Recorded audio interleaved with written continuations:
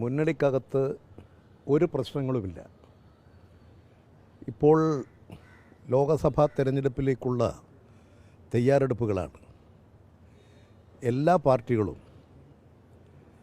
അവരവരുടെ സംഘടനയെ ശക്തിപ്പെടുത്തി ഇടതുപക്ഷ ജനാധിപത്യ മുന്നണിയെ ശക്തിപ്പെടുത്താനുള്ള നടപടികളിൽ കേന്ദ്രീകരിച്ച് പ്രവർത്തിച്ചുകൊണ്ടിരിക്കുകയാണ്. സ്വാഭാവികമായും സീറ്റ് വിഭജനം പോലുള്ള പ്രശ്നങ്ങൾ വരുമ്പോൾ ഓരോ പാർട്ടിക്കകത്തും അണികളിൽ സമ്മർദ്ദമുണ്ടാകും.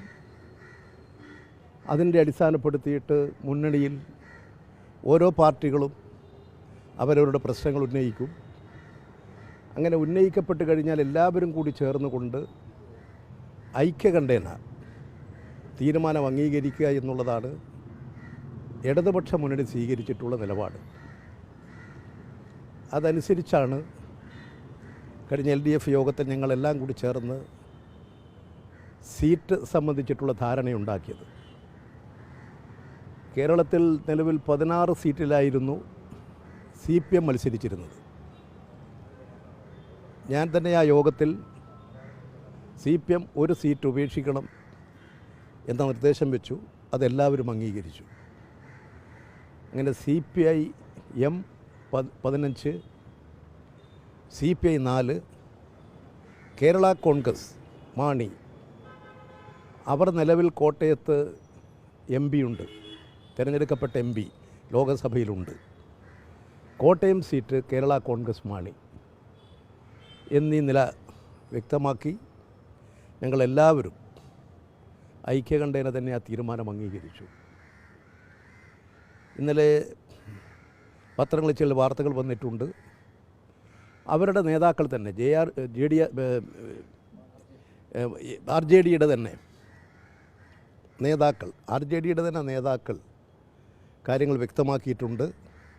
ഞങ്ങൾ ഇടതുപക്ഷ ജനാധിപത്യ മുന്നണിയെ ശക്തിപ്പെടുത്തുക എന്ന നിലപാടിൽ തന്നെയാണ്.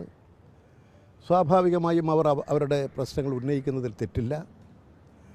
ഇവിടെ കേരളത്തിൽ ഏക MLA-മാരുള്ള മറ്റു പാർട്ടികളുണ്ട്.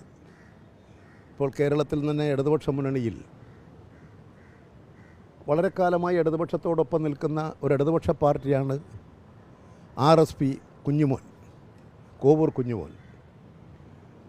RSPക്കകത്തുണ്ടായിട്ടുള്ള ഭിന്നിപ്പിൽ ഇടതുപക്ഷത്തോടൊപ്പം ഉറച്ചു നിന്ന് ജനകീയ അംഗീകാരം വാങ്ങി നിയമസഭയിലെത്തിയിട്ടുള്ള ആളാണ്.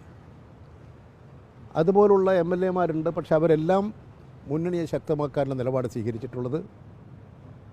RJDയിൽ ഇനി എന്തെങ്കിലും അവർക്ക് പ്രത്യേക കാര്യങ്ങൾ ചർച്ച ചെയ്യാനുണ്ടെങ്കിൽ തീർച്ചയായും ഞങ്ങൾ ചർച്ച ചെയ്യും. അതിലൂടെ പ്രത്യേക പ്രശ്നങ്ങളൊന്നും ഒരു വിഷയമായിട്ട് ഞാൻ കാണുന്നില്ല. കാരണം RJDയുടെ നേതാക്കൾ തന്നെ വ്യക്തമാക്കിയിട്ടുണ്ട്.